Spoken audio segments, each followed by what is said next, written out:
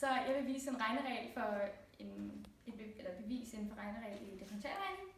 Og mit bevis ser sådan her ud.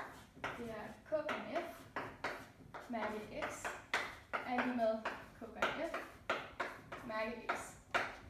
Og for at kunne regne på det her, så antager vi, at k indgår i det reelle tal, og at f er differentiabel i x'en.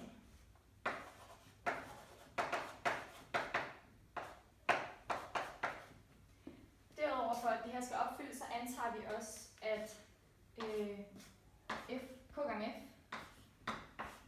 er differentiabel i x'en.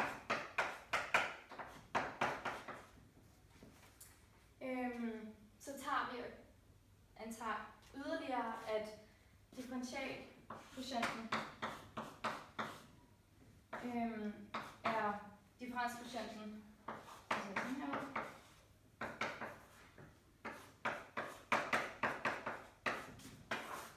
At det går mod h bundet med 0. Ja. Så vi starter med at sætte k, vores konstant. Ja, vi starter med at sætte vores konstant ind i vores funktion. Så den kommer til at sige k gange f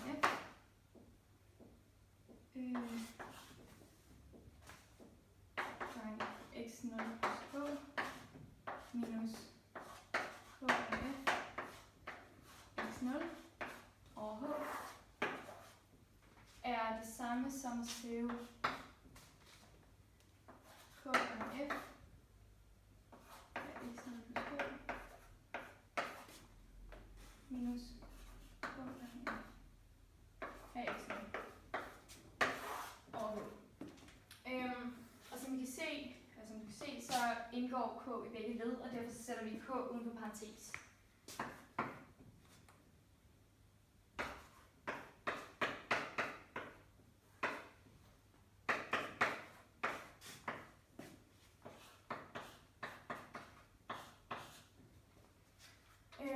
For derfor at kunne komme videre, så skal vi, vil jeg gerne isolere